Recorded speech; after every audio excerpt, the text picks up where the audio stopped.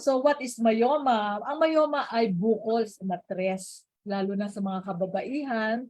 At usually, hindi naman ito nalalaman ng babae na siya ay may bukol until lumaki na ang bukol na ito at medyo naapektuhan na ang kanyang buwan ng menstruation dahil siya ay nagkakaroon ng matinding mga senyales sa mga simptomas na pananakit ng tiyan. 77% ng babae ay may myoma. So medyo malaki ang percentage nito dahil sa ang tayo ay may menstruation, mataas ang ating estrogen level. So ito ang nagkukos ng myoma. Pero ang bukol na ito ay tinatawag na non-cancerous, hindi siya cancer, no? Pero lumalaki siya kapag buntis ang isang pasyente, pero nawawala naman yung bukol na ito kapag menopausal na. So yun ang good news, ano?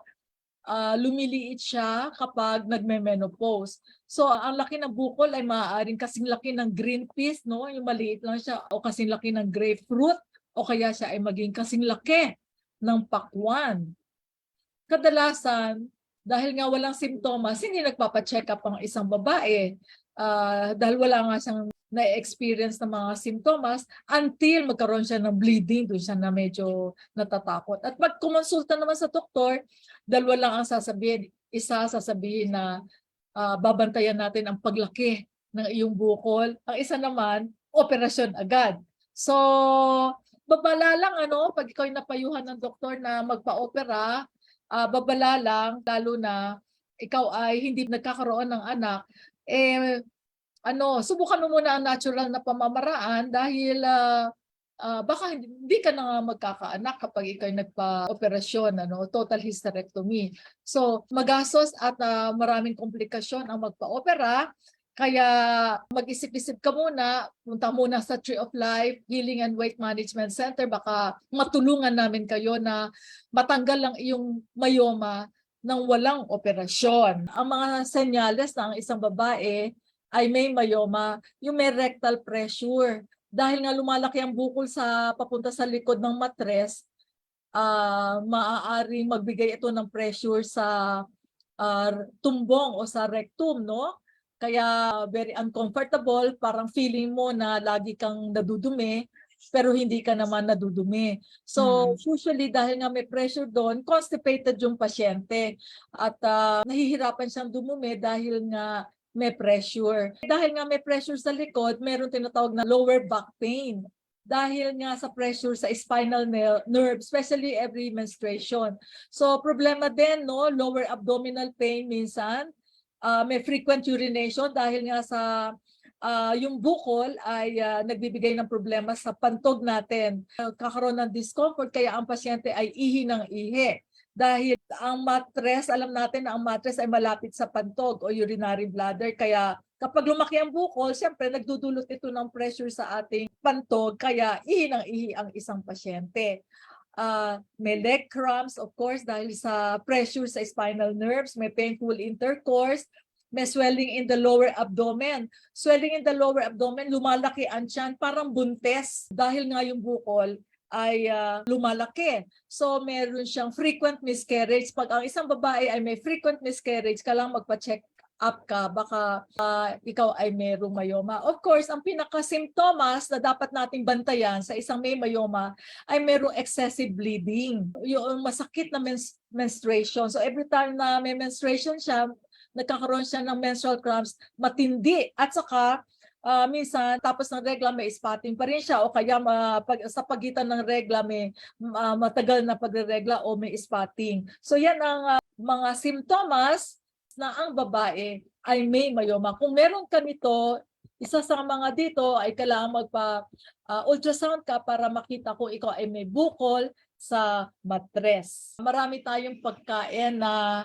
dapat nating iwasan. Ika nga stop feeding your fibroid. Stop feeding your myomas, no? Ano yung mga pagkain na yan na ating dapat iwasan? GMO, genetically modified organism. So ito hindi natin alam yung mga pagkain natin ay meron GMO na kasi nilalagyan ito para hindi siya mapeste o matamaan ng any bacterial para masira siya, kaya pinifeed siya ng GMO. Yung mga ini-spray sa ating pagkain, herbicide, pesticides, fungicide sa mga halaman, yan ay may mga GMO, mga chemicals na kapag kinain natin, nagkakos ng inflammation at magiging matinding sanhi para ma-feed natin o mapalaki natin ang ating bukol. Ito, mga example ay Japanese sweet corn, yan ay usually GMO. Iwas-iwasan natin. O tofu. Tofu, sad to say, two sides of the coin, hindi ba yung mga vegetarian, ang protein nila ay tofu. So two sides of the coin, pag ikaw may mayoma na, kailangan ilimit mo ang tofu kasi ang tofu daw, ang soy contains a lot of estrogen, high in estrogen. Ang kadahilanan kung bakit nagkakaroon ka ng bukol sa matres ay high estrogenic activity or hormone na presence in your body. Kaya na lumalaki ang ating bukol. So, ang tofu ay medyo controversial. Yan ay kinakain dahil healthy siya. Pero how it is made, kung ito ay made of GMO, syempre, hindi maganda para sa ating katawan dahil high ang estrogen level nito. Kaya mag-ingat-ingat din tayo, although siya ay healthy, dahil isang source of protein para sa mga vegetarian, pero on the other hand, pag ikaw may mayoma, medyo pag-aralan mo kung ano itong tofung kinakain mo, kung may GMO, or kung maaari, talagang isa sa isang factory na alam mo kung paano ginawa itong tofu na ito na walang chemicals na inilagay. Pangalawa ay processed meat. Alam natin na ang processed meat ay may mga ingredients ito na maraming chemicals ito. Maraming chemicals ito, maraming synthetic. Especially ang meat, may mga growth hormones na isinaksak dyan para ito ay mabigat sa timbang. Malaki ang tubo ng mga merchandise. Kaya pag kinain natin itong mga growth hormones na ito ang nakakakos ng paglaki ng ating bukol sa matres. Sugar. Pangatlo, sugar, mga tulad ng ice cream, soft drinks, ito ay ating iwas-iwasan sapagkat ang sugar nagpapabaksak ng ating immune system. At kung kayo mahilig sa matatamis, alam natin ito ay pagkain ng cancer, mabilis magpalaki ng bukol, kaya ang sugar ay dapat nating iwasan. Ito ay makikita natin sa mga ice cream, donuts, sa mga cakes, dapat nating mga matatamis, ito ay dapat nating iwasan. Next, salty foods. Bakit siya dapat iwasan dahil nagpapalaki ng mayoma? Dahil ang salty foods ay present sa mga canned goods, sa mga junk foods, nakakasama siya sa ating liver dahil nare-retain ang water, nagkakaroon ng water retention at nahihirapan mag-detox ang liver. Kaya nare-retain ang mga basura sa katawan dahil alam natin ang liver ay isang filtering organ ng ating katawan. So namamaga at lalaki ang bukol. Next is oily foods.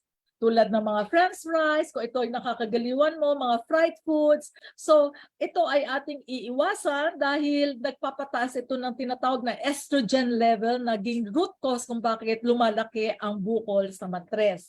Next, mga acidic foods. Ano ang mga acidic foods? Ang mga acidic foods ay hindi lang yung akala natin, ang lemon, contrary to our acidic siya, citrus siya, pero hindi ito ang mga acidic foods. Ang mga acidic foods tulad ng pasta, white bread, white rice, dairy products, mga cheese, alcohol, coffee, mga mahihirap i-digest. Yung mahihirap i-digest ay naiimbak ito sa colon, hindi siya na ipa-flush ang toxins, kaya naiipon doon, nagiging acidic ang environment. Ito ang nakakakos ng problem sa ating health at nagpapalaki ng ating mayoma. Ano ang meron sa processed foods? Kasi ang mayoma ay due to foods that we take, marami itong mga harmful ingredients na present, especially processed. So pagka may mayoma ka, go organic, go natural. Lagi yun ang pagkain mo. Go plant-based. Kasi anong meron sa processed meat? Gusto kong i-discuss. Ito ang meron, of course, may MSG, may artificial sweeteners, sugar-free. May mga chemicals yan, mga artificial coloring, kaya nga nag-iiba mga kulay niya, pampaganda. May artificial flavoring, Puro artificial yan, nakikita natin, At ito pa yung worst, ang sugar na ay masama na nga, sugar feeds cancer. Ang high fructose corn syrup, ito ay konting patak lang, ang tamis-tamis na, ito ay talagang napupunuan ng high fructose corn syrup na siyang delikado sa ating katawan, talagang pampalaki ng bukol yan. Preservatives like sodium nitrate, alam natin na ito ay mga chemical na nagkukos ng cancer at nagpapalaki ng bukol. Of course, mga trans fat na matatakuan natin sa mga fried foods, mga donuts, like french fries. Yan ang ating iingatan na meron yan sa mga processed foods na lingid sa ating kaalaman ay ating dapat maintindihan at maunawaan bakit siya tinawag na harmful chemicals para magpalaki ng ating fibroid or ng ating tumor. Kaya ika nga, stop feeding your fibroid. Stop feeding them with this kind of foods. Ngayon naman po, ibibigay ni Ate Myrna yung mga pagkain naman. Ito na, yung mga susi para mapaliit naman po yung mayoma ng isang babae. Okay, ang ating ang nagpapashrink naman ng myoma. Ito ay ating ginawa ng acronym GCOMS para mas madali nating matandaan. G stands for green leafy vegetables tulad ng anything na green like celery, pechay, mga green yan, green leafy vegetables, kangkong, mga talbos ng kamote. So anything that is green, ampalaya, green yan, yon. Anything that is green, go for it kasi nakokontrol niya kapag may myoma ka kasi isa sa mga simptomas ay may bleeding, nakokontrol niya ang bleeding. At G is garlic, tandaan natin, ito ay kinakain ng raw, mas very effective dahil sa sulfuric effect ng garlic. Ito ay high in vitamin C, antioxidant, ito ay nagbabalance ng ating hormone at nagpapaliit ng ating tumor, ng bukol sa matres. Tandaan natin yan, kinakain ang garlic ng buo 3 times a day para mas effective siya. Yung resulta ay iyong matamo. Number 2, C. Ang C ay cruciferous vegetables.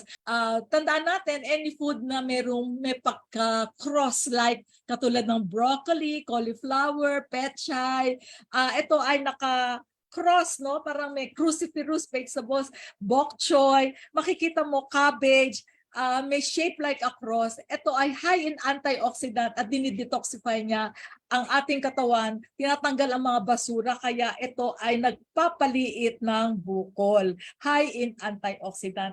Punta na tayo sa O.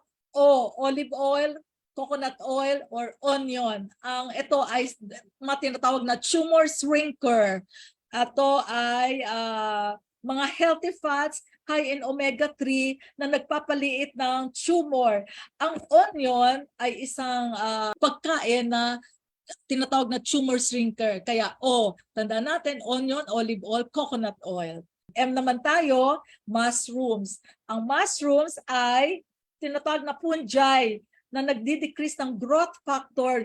Ang fungi na mayroong microbiome na ang purpose nito ay i-decrease ang growth factor ng mga cells sa ating katawan. So napipigilan niya ang paglaki ng mga tumors. Kaya maganda ang mushroom sa katawan. Una-una, ito high in protein at nagpapataas ng ating immune system. At ito ay tinatawag na prebiotic na siyang good bacteria sa ating katawan at nag-i-increase ng ating digestion. At ito ay high in fiber. B is berries, beans, and beetroot. Tandaan natin, berries, mataas na antioxidant para mas-shrink ang ating tumor. Beans, dinidecrease niya acidity ng pagkain, dinidecrease niya ang estrogen level ng katawan, kaya bumababa at lumiliit ang tumor.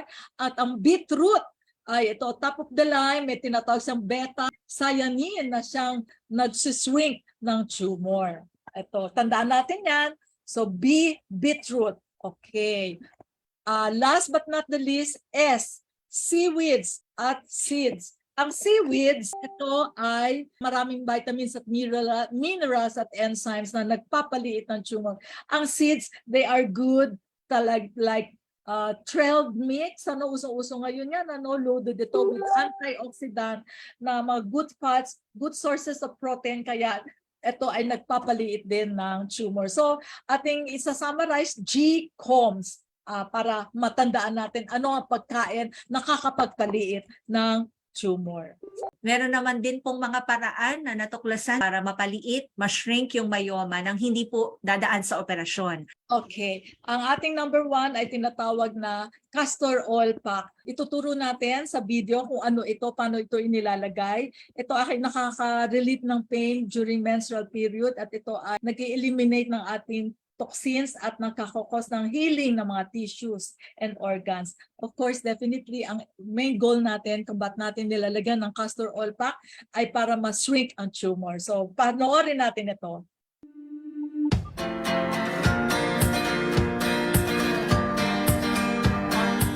Hello po ma'am. Ito po yung ginagamit namin pang castor oil. Ito po ang benefits po nito is maliliit po ang bukol. Ito po yung mga ginagamit namin is clean wrapper po, and then castor oil at isang kaperasong tela po. Ito po natin siya ilalagay sa may tiyan. Tapos ididip po natin sa may tela.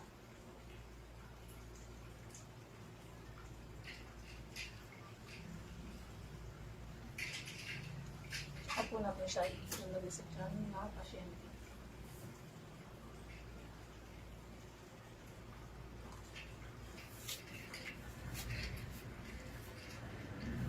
Saka po natin siya gagamitin.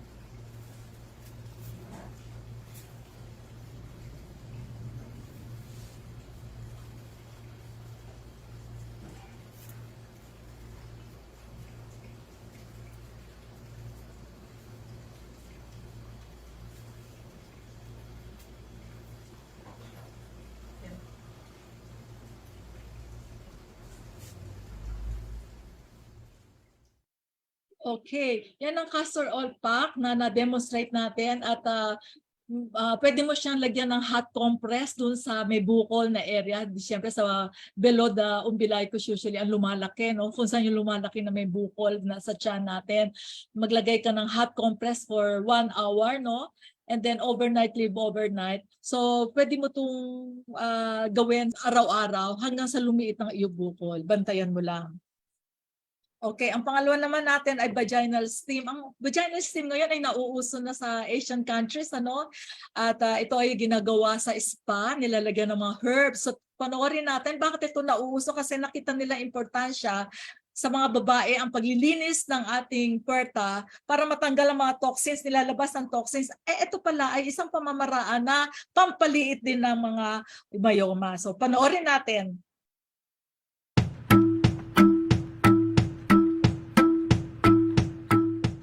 Po ang paggawa ng vaginal steam. 3 cups of grass po. 1.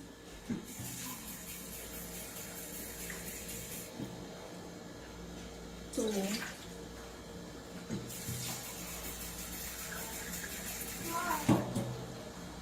And 3. And then 1 cup of suka.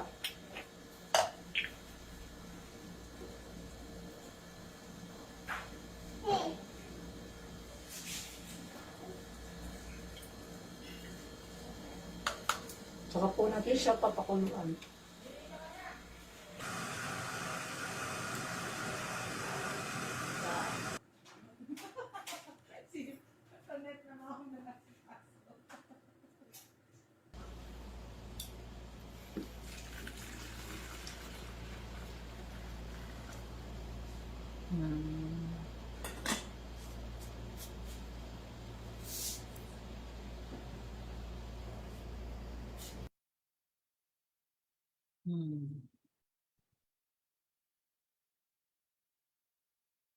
Okay. So nakikita natin na uupuan wala. So kung wala kang commode niya, meron kami dito sa Tree of Life, pwede kang gumamit ng balde at lagyan mo na isang upuan na merong bilog na butas, ano, or gumamit ka ng mataas na arinola, yun ang ginagawa namin. So pwede mo, di ba sa atin dinemonstrate ay suka lamang? So mas gusto mo mas effective, lagyan mo siya ng mga halamang gamot tulad ng serpentina, damong Maria. Ipakikilala namin sa inyo mamaya, damong Maria, yan ang gamot para sa pampaliit ng mayoma. So lalagyan mo siya ng herbs at uupuan mo siya para mas epektibo siya sa pagpapalit ng mayoma. So, tuwing kailan ito gagamitin? Ito ay araw-araw mong gagawin, 3 times a day, except pag ikaw ay may regla, huwag mong gagawin ito, no? So, ito ay talagang mabisang pampaliit ng bukol nang walang operasyon. Galing. Okay. And of course, mabisa rin na pampaliit po ng mayoma ang hydrocolonics or coffee enema.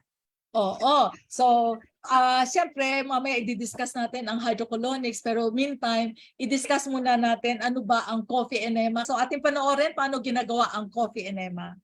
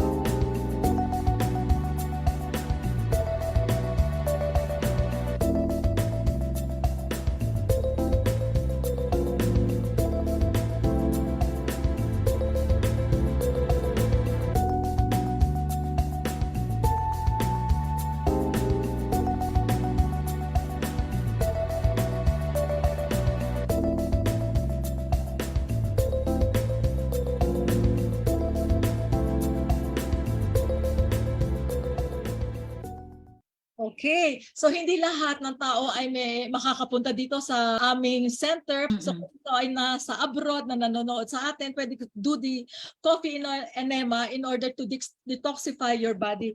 Kasi ang alam mo, ang dahilan kung bakit nagkakaroon ng myoma ang isang tao ay isa sa mga dahilan ay yung sa mga pagkain kinakain natin na wala tayong control. Yan ay nagkukos ng constipation sa atin. Pag constipated ka lang ng 6 hours na nakalagay yung mga kinain mo at na sa colon mo lang 6 hours, na i-increase na yung bacterial activity, pati estrogen level mo na i-impair, nag-a-activate lahat yan, kaya lumalaki ang bukol. So, first and foremost, kailangan malinis ang iyong colon, do hydrocolonics, no? Let's do hydrocolonics dito sa ating center. At of course, ito nakikita natin na isang machine yan para linisin ang entire colon mo, matanggal ang lason sa iyong katawan, ang mga basura na yan, mga toxins na at bacteria na yan, yan na nagkukos ng inflammation at pamamaga at nagpapalaki ng ating bukol, ay tatanggalin lahat yan, lahat ng mga acids. At pag yan ay natanggal na, bingo, sure ball na para lumiit ang iyong bukol. Ate Mirna, ito rin, isa sa mga forte nyo, yung juicing therapy. Ano po bang maganda for myoma na mapaliit po ito? Okay, ito ang tinatawag na anti-fibroid juice. Ang ingredients nito ay 1 knob ginger, 1 knob turmeric, 1 bunch spinach, 1 bunch kale or kamote tops, 1 beetroot, 2 lemons, 2 apples. Slow juicer mo lang, serve and enjoy. Ito ang tinatawag na pambato natin, anti-myoma juice. Ano naman yung mga activities na dapat nating gawin kung tayo ay may myoma? Gawin at saka mga iwasang activities din. Okay, pag tayo ay may myoma o lumalaki ang ating tiyan, huwag na tayo uminom ng cold water, laging warm water dahil ang warm water nakakadilate ng ating blood vessel, nafa-flush ang mga toxins, hindi nagko-constrict pagka cold water, no? Nare-retain sila. Mag-exercise para ma-increase ang circulation natin at ma-decrease ang inflammation sa katawan at lumiit ang tumor. Sunshine ay kailangan, ito ay nag-regulate ng ating immune system at nagpo-produce ng vitamin D. So, less ang risk natin para ma-develop na cancer ang ating bukol sa matres. At of course, para sa mga kababaihan, ito ang mga common mistakes natin. Gumagamit tayo ng mga plastics, no, mga tissue paper. Yan ay mga tinatawag na estrogen disruptor. Sila ay mga tinatawag na sino-estrogens. Sino means foreign na matatagpuan dito sa mga ginagamit nating mga tinatawag na mga pills. Usually pagka tayo ay mga kababaihan, piniprescribe ng mga akala natin safe ang gumamit ng mga pills, ano, to birth control pills, ay yung pala ito ay nakaka-cause ng myoma din. Mga mahilig tayong mag-self-medicate ng mga antibiotics. Yan ay ating iiwasan sapagkat itong sino-estrogen na ito ay overload na nagkukos ng paglaki ng mga bukol na dapat natin iiwasan.